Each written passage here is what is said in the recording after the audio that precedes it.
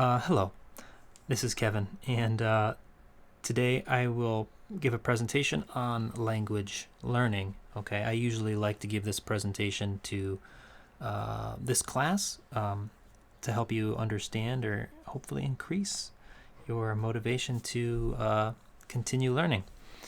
Okay, so let's go. And if you need to speed me up or slow me down, you can always change that in the YouTube video settings.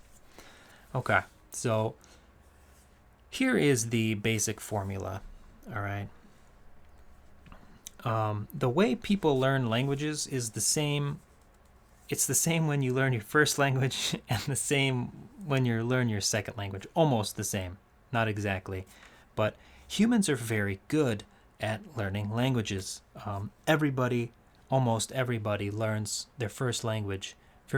It's not easy. It takes a lot of time, but everybody does it. The human brain is very good at learning languages.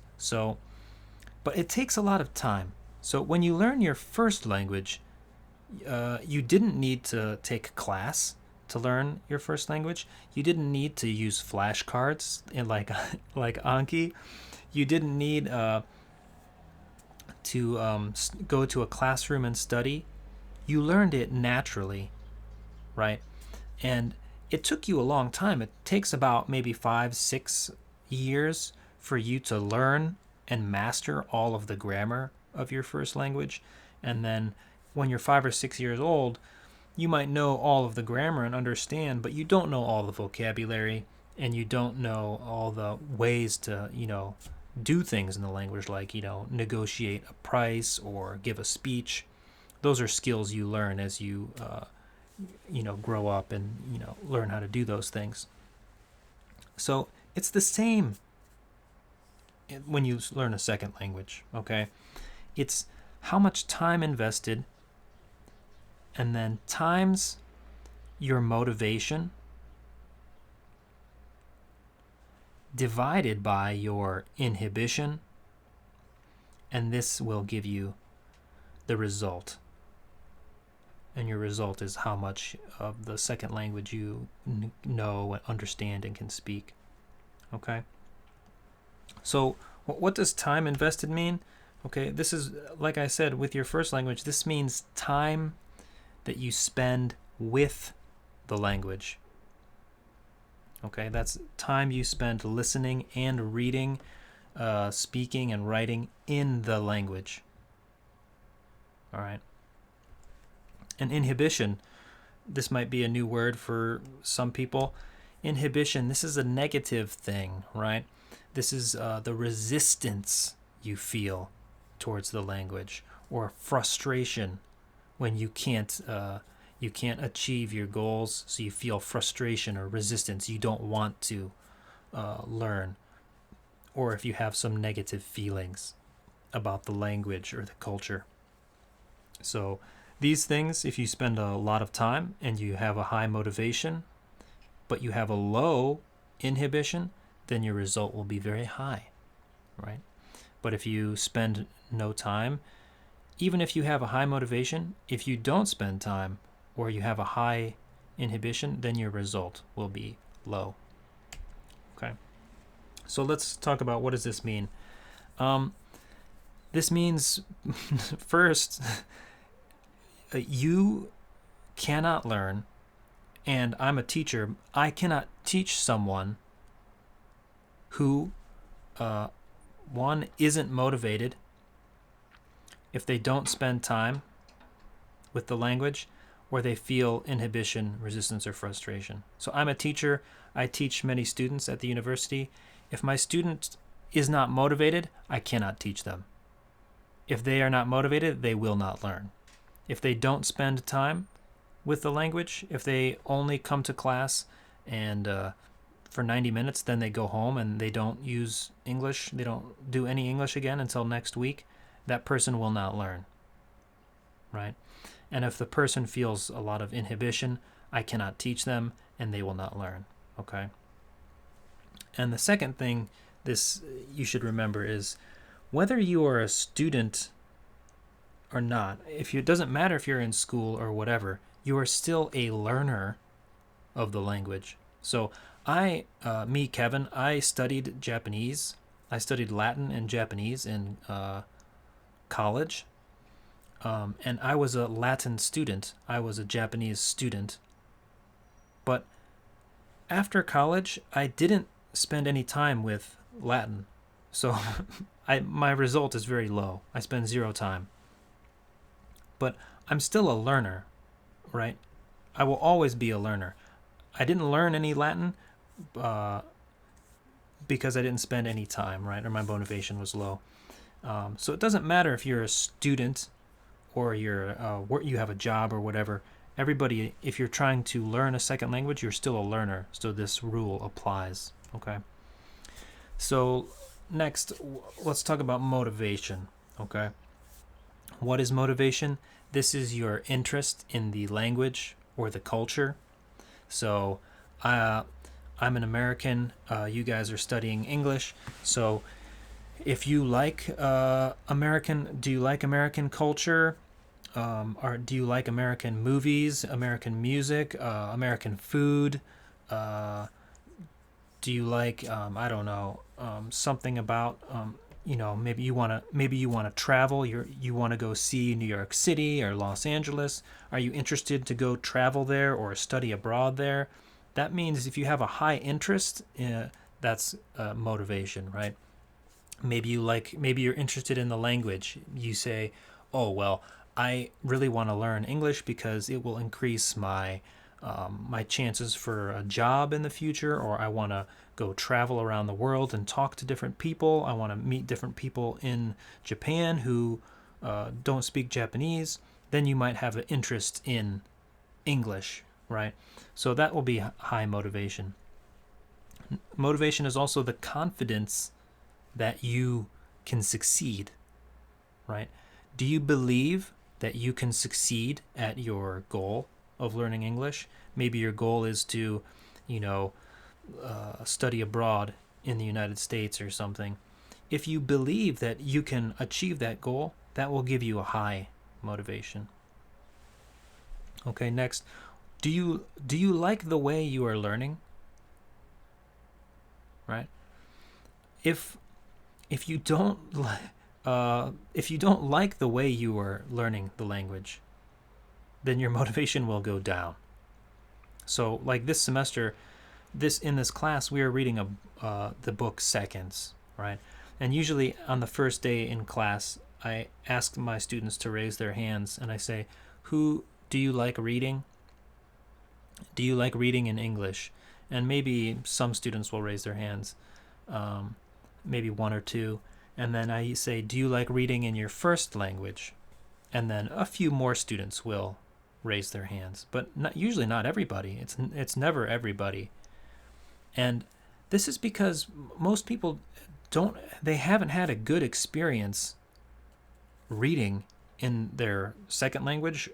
Definitely, probably not their second language, and maybe not even in their first language. They've never had enjoyable experience reading.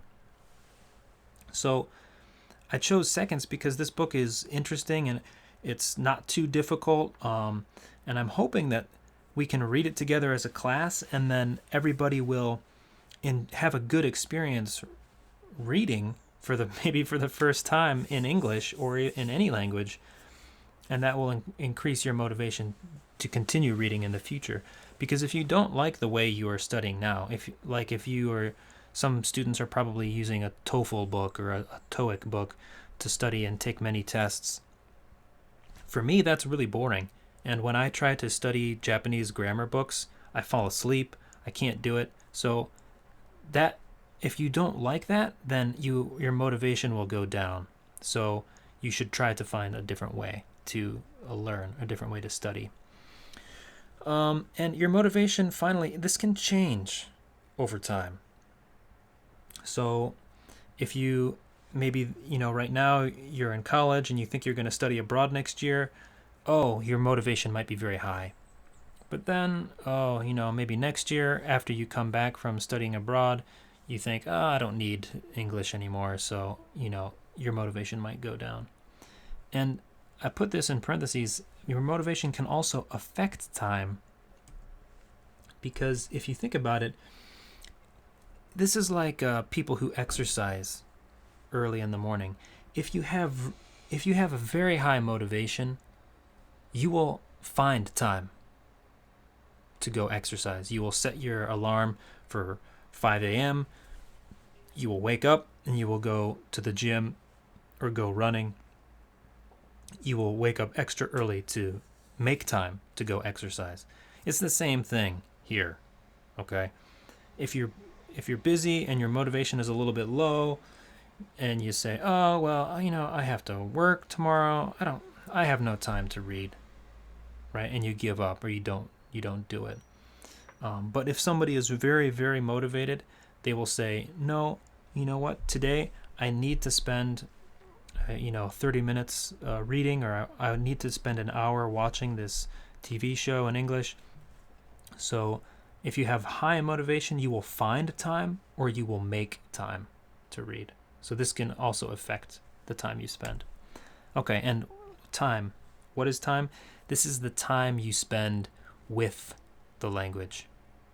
Okay, so this means, reading English books, reading English magazines, news, whatever, listening to English songs, listening to the news in English, watching the news, listening to podcasts, watching English TV shows, movies, all that stuff, YouTube videos, whatever. Speaking and writing a little bit, that counts. But what doesn't really count, like time sitting in a classroom, or time reading or studying about the language. So if you spend 90 minutes in a classroom and the teacher is speaking in Japanese, and they're talking about the grammar of English in Japanese, that doesn't count. You're not learning English, okay? Or if you go home and then you do 2 hours of taking a test, a TOEIC test, you do 2 hours of TOEIC activities in a book, that doesn't count, all right? You're not really spending time with the language. You're just taking a test, okay? So that doesn't really count. Like and I say classroom, like in the Paseo classroom, we use lots of English, so it kind of counts. But if you think about it, 90 minutes one time per week, maybe if you only study English for 90 minutes one time per week, maybe it will take you 50 years, 80 years to get good at English, right? So that doesn't really count. That's my point. All right, inhibition. This is negative, right? So this is the negativity you feel towards the language or the culture, right? So maybe, for example, in Okinawa, in Japan, the United States and Japan are good friends, right? But in Okinawa, my country has a military base, and maybe some people in Okinawa, they don't like the military base, they don't like the American military. So if they when those people study English in school, they might feel some negativity towards that language or towards the culture. They might say, "I don't like those people. I don't like what they do. I don't want them in my community." And so that negativity will mean that they don't want to learn the language. It will decrease their result. Frustration is when you can't achieve your goal. So, I hear a lot of students who they take a test. In Japan, TOEIC is very popular. So students will take the TOEIC test. They will get a score, and the number is lower than the number that they wanted, right? And they tell me, "Oh, my English is so terrible. My TOEIC score was terrible." But who cares? That's just a number on a test. What does the number mean? It doesn't mean anything. But if you feel that frustration that, "Oh, I can't achieve my goal," or "I can't talk to, I want to talk to a person in English, but I can't talk. They didn't understand me." That frustration will lower your result. The same with intimidation. If you feel, and intimidation is similar to fear, right? If you feel this, "Oh no, this negative feelings. Oh, what's going to happen if I don't get a high TOEIC score? Oh, what is going to happen? And this worrying about it, or worrying about grades, this intimidation can lower your result. And also in this country, I hear so many students tell me they are afraid or embarrassed to use the language, right? I often see students write, oh, I'm afraid in class. I'm afraid the teacher will call my name in class and then I will make a mistake in my answer, right?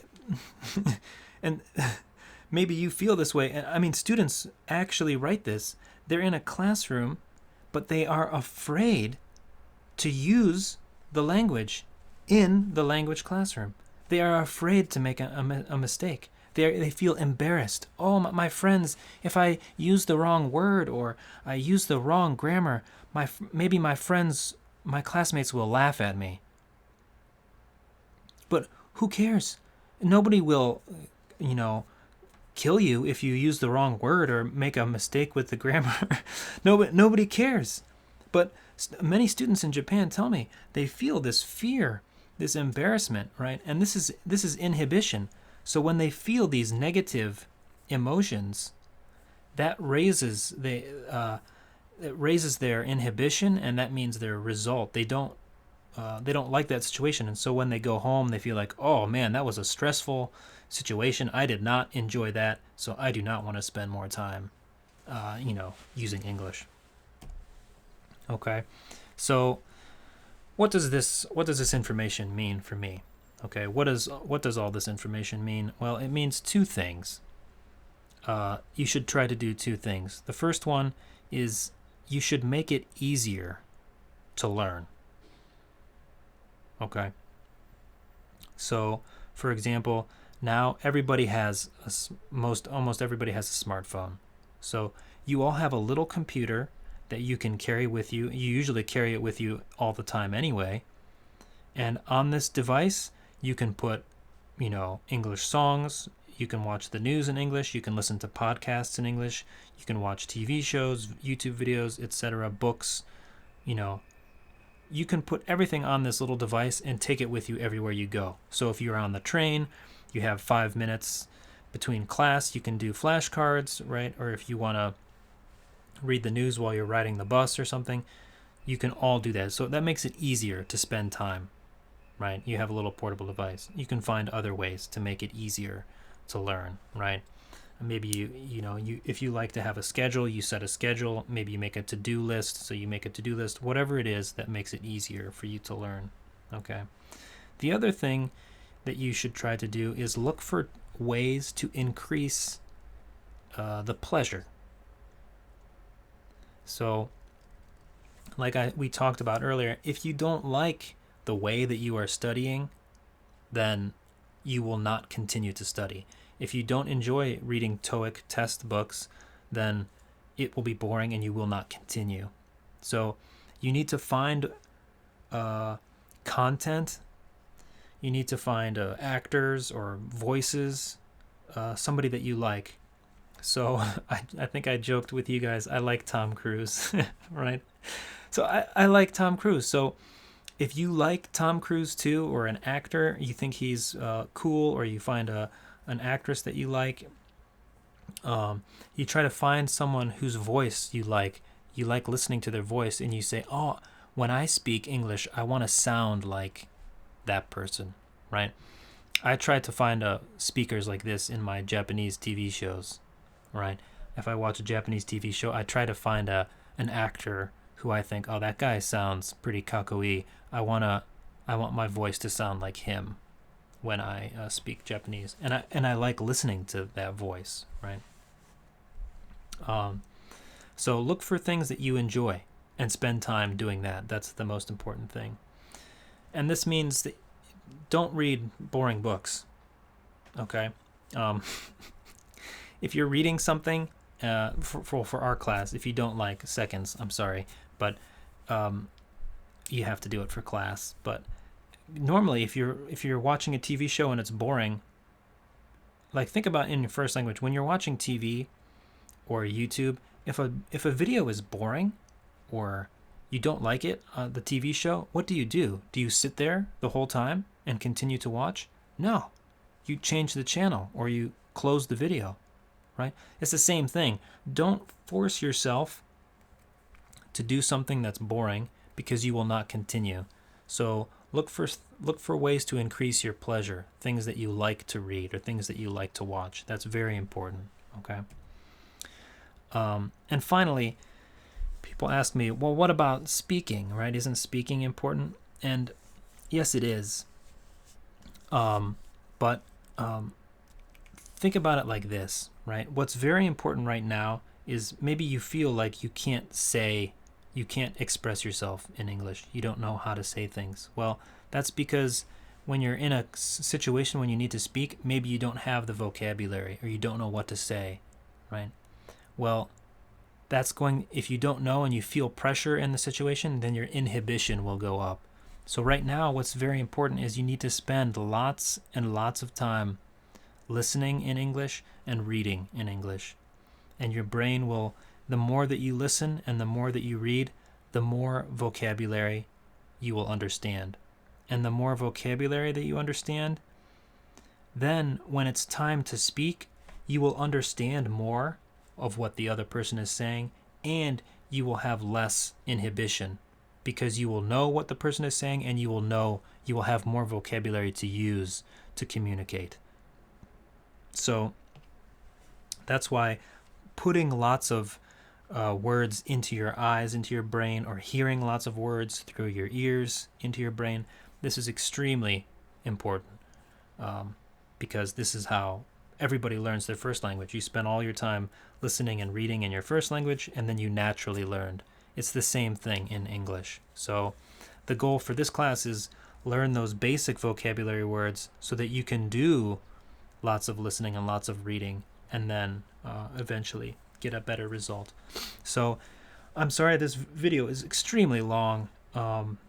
So if you listen to this whole thing, thank you very much. I hope this video is informative and helpful for you in studying a language. And I will stop here, and good luck. I'll talk to you later. Bye.